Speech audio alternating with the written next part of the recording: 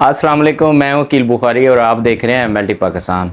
आज की वीडियो के अंदर हम बात करेंगे कि बच्चों के अंदर और बड़ों के अंदर जो डायरिया की कौन सी वजूहात हैं, किन वजूहात से डायरिया जो होता है और डायरिया के लिए हम कौन कौन सी मेडिकेशन इस्तेमाल कर सकते हैं और इसके साथ साथ डायरिया बच्चों में क्यों होता है और बड़ों में क्यों होता है, ये सारी डिस्कस आज की वीडियो के अंदर हम करेंगे। और आज की वीडियो के अंदर आपको बताऊंगा कि ORS को आप घर पर किस तरह से खुद तैयार कर सकते हैं। इसके साथ ही चैनल को कर लीजिए सब्सक्राइब अगर आप नए हैं और वीडियो को एंड तक लाजमी देखिएगा ताकि आप तक कंप्लीट इन्फॉर्मेशन मैं इजीली पहुंचा सकूं। हर साल पाकिस्तान के अंदर डायरिया की वजह से बच्चों में बहुत ज़्यादा मौत होती हैं। डायरिया की वजह से बच्चे खुराक की कमी का शिकार हो जाते हैं, जिस्म के अंदर नमकियात की कमी हो जाती है जिसके बायस उनकी डेथ होने के चांसेस ज़्यादा हो जाते हैं। बच्चों में या बड़ों के अंदर 1 से 5 तक अगर पतले पुखाने आते हैं तो ये डायरिया की अलामत हो सकती है। डायरिया से बचने का बहुत ही सादा और कम खर्च जो तरीक़ाकार है वो है ORS का इस्तेमाल किस तरह से करना है और घर पर आपने किस तरह से तैयार करना है, इसके बारे में मैं आगे आपको चल के बताता हूँ। अभी हम बात करते हैं कि बच्चों के अंदर डायरिया होने की कौन सी वजूहात होती हैं। डायरिया अमूमन डाइजेस्टिव सिस्टम के ख़राब होने की वजह से और जरासीम के हमले की वजह से बच्चों के अंदर और बड़ों के अंदर हो सकता है। डायरिया की दूसरी बहुत बड़ी वजह यह भी है कि बच्चे माँ का दूध जो है वो कम पीते हैं और बोतल का दूध यानी फीडर वगैरह से दूध का इस्तेमाल ज़्यादा किया जाता है जिसकी वजह से डायरिया हो सकता है। क्योंकि बोतल के अंदर जो जरासीम है उनको साफ़ करना बहुत ज़्यादा डिफ़िकल्ट होता है, बार बार उनको साफ़ नहीं किया जाता, इस वजह से भी बच्चों के अंदर डायरिया हो सकता है। और बड़ों के अंदर जो डायरिया होता है वो बेतरतीब खुराक को खाने से और ओवर ईटिंग करने से भी डायरिया का मसला हो सकता है। बच्चों को अगर छोटी उम्र में ज़्यादा ठोस चीज़ें दी जाएँ और खुराक का मुनासिब इस्तेमाल ना किया जाए, इससे भी डायरिया हो सकता है। घर की क्लीनिंग का अगर ख्याल ना किया जाए और गंदगी हो और हफ्ज़ाने सेहत के असूलों को मद्देनज़र ना रखा जाए, इससे भी डायरिया हो सकता है। घर के अंदर अगर मक्खियाँ बहुत ज़्यादा हों और जगह जगह जो है मक्खियाँ बैठी हों और खाने वाली चीज़ों के अलावा बिस्तर पर या जहाँ पे बच्चे ज़्यादा अपनी मूवमेंट करते हैं वहाँ पे मक्खियाँ बैठती हों, तो इससे भी बच्चों में डायरिया का मसला हो सकता है। तो अभी हम बात करते हैं कि डायरिया जो है वो बच्चों के लिए कितना ख़तरनाक साबित होता है। बच्चों के अंदर पानी की और नमकियात की शदीद कमी हो जाती है। बॉडी के अंदर पानी और नमकियात की शदीद कमी की वजह से डिहाइड्रेशन का मसला हो सकता है जिससे बच्चे की मौत भी वाक़या हो सकती है। अभी हम बात करते हैं कि बच्चों में अगर पानी की और नमकियात की कमी हो जाए तो हम किस तरह से कौन सी अलामात है जिससे हमें ये पता चल सकता है कि बच्चे में पानी की कमी हो गई है।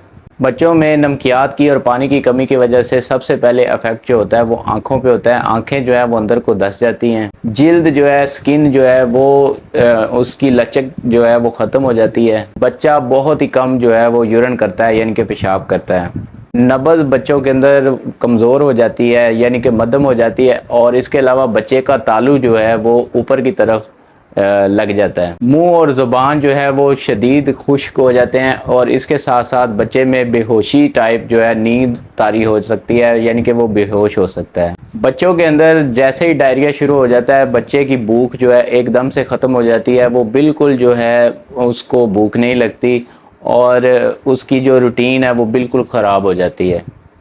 बड़ों के अंदर भी सेम ही है, जैसे ही डायरिया होता है खाने पीने को बिल्कुल दिल नहीं करता और उनकी रूटीन जो है वो बहुत ज़्यादा ख़राब हो जाती है, बिल्कुल खाना पीना बंद हो जाता है। तो डायरिया की वजह से जब खुराक को बिल्कुल छोड़ देते हैं हम तो उसके बायस जो है वो बॉडी डिहाइड्रेशन का शिकार हो सकती है, उसमें न्यूट्रिशन की कमी हो सकती है और जिस्म को काम करना बहुत हद तक मुश्किल हो जाता है। अभी हम बात करते हैं कि डायरिया का इलाज क्या है बड़ों के अंदर और बच्चों के अंदर।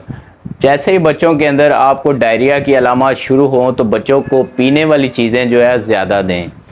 इसी तरह जब बड़ों में ऐसी अलामत शुरू हों तो उनको चाहिए कि वो पीने वाली चीज़ों का इस्तेमाल ज़्यादा शुरू कर दें और उसके साथ साथ उनको अगर हो सके तो बच्चों में चावलों का पानी जो होता है वो इस्तेमाल किया जा सकता है और बड़ों के अंदर और बच्चों के अंदर नमकोल का इस्तेमाल जिसे ORS भी बोलते हैं उसका इस्तेमाल स्टार्ट किया जा सकता है। डायरिया के अंदर छोटे बच्चों को माँओं को चाहिए कि दूध ज़्यादा दें और अगर बड़े हैं तो उनको चाहिए कि पीने वाली चीज़ों का इस्तेमाल अपनी रूटीन से ज़्यादा करें।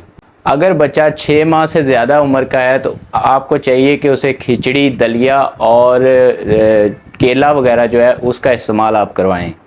बच्चे को जो 6 माह से ज़्यादा है उसको 5 से 6 मरतबा दिन के अंदर खुराक की ज़रूरत होती है, डायरिया के अंदर लाजमी देनी चाहिए। बच्चों के अंदर जैसे ही डायरिया शुरू होता है तो उनके वज़न में काफ़ी हद तक कमी आ जाती है, तो उसके लिए बेहतर यह है कि जैसे ही डायरिया ख़त्म हो तो 2 हफ्ते तक बच्चे की जो डाइट है उसका ख़ास ख्याल रखा जाए। उनको खाने की और पीने की रूटीन जो उनकी रूटीन है उससे थोड़ा सा उनको ज़्यादा दिया जाए। तो अभी हम बात करते हैं कि ORS या नमकोल को हम घर पर किस तरह से तैयार कर सकते हैं। नमकोल बनाने का तरीका लाजमी नोट कर लीजिए। अगर आपको नमकोल का पैकेट दस्तयाब नहीं है तो आपको चाहिए कि 1 लीटर पानी के अंदर तकरीबन 8 चाय के चम्मच जो है चीनी आप ऐड करें, और उसके साथ साथ 1 चम्मच जो है आप छोटा चम्मच जो है वो आप नमक का इस्तेमाल करें, और 1 लीमू जो है उसके अंदर निचोड़ दें। ये बहुत ही बेहतरीन और अच्छा जो है, बाज़ार से भी ज़्यादा अच्छा आपके पास जो है नमकोल का मिक्सचर तैयार हो जाएगा। इसको आप बच्चों में भी इस्तेमाल कर सकते हैं, और बड़ों को अगर डायरिया का मसला है, दस्त का मसला है तो उनको भी आप इस्तेमाल करवा सकते हैं। तो अभी हम बात करते हैं कि डायरिया से यानी कि पेचस जो दस्त आते हैं बच्चों में, उनसे किस तरह से बचा जा सकता है। बच्चों को सबसे पहले तो माँ का दूध इस्तेमाल करवाया जाए। फीडर से जितना हो सके आप परहेज़ करें, ना इस्तेमाल करवाएं। और अगर आपने फीडर का दूध इस्तेमाल करवाना है, अगर आपने बाहर का दूध इस्तेमाल करना है तो आपको चाहिए कि उसको अच्छी तरह 3 से 4 दफ़ा बॉयल करें और उसके बाद जो है बच्चे को दें। 4 से 6 माह के उम्र के बच्चों को आप हल्की ठोस जो ग़िज़ाएँ हैं जैसे दही, दलिया और खिचड़ी वगैरह, केला वगैरह, ये आप थोड़ी सी मिक़दार के अंदर उनको यूज़ करवाना शुरू करें। तो इससे भी काफ़ी हद तक उनका जो स्टमक है, जो उनकी डाइजेस्टिव सिस्टम है, वो काफ़ी हद तक मज़बूत हो जाएगा। खुराक को उतना ही इस्तेमाल करें जितनी कि बच्चे को ज़रूरत है। बच्चे की ज़रूरत से ज़्यादा खुराक बनाकर ना रखें। जैसे ही खुराक इजाफ़ी पड़ी होगी उसके अंदर बैक्टीरिया और दूसरी जो जरासीम वगैरह हैं वो ऐड हो जाएंगे, या मक्खियों की वजह से वो कंटेमिनेट होगी, तो उससे भी बच्चों में डायरिया का मसला हो सकता है। खाना बनाते हुए और बच्चों के लिए खाना तैयार करते हुए अच्छे एंटीबैक्टीरियल साबुन से जो है वो अपने हाथों को वॉश करें। तमाम खुराक जो बच्चों में इस्तेमाल की जाती है उसको अच्छी जगह पे और साफ़ सुथरी जगह पे स्टोर करना चाहिए। उसको गंदी जगह पे और मक्खियों वाली जगह पे कभी भी स्टोर नहीं करना चाहिए। बच्चों को पानी या शरबत वगैरह देने के लिए चम्मच का इस्तेमाल करें और उसको फ़ौरन से अच्छी तरह वॉश करके दोबारा रखें।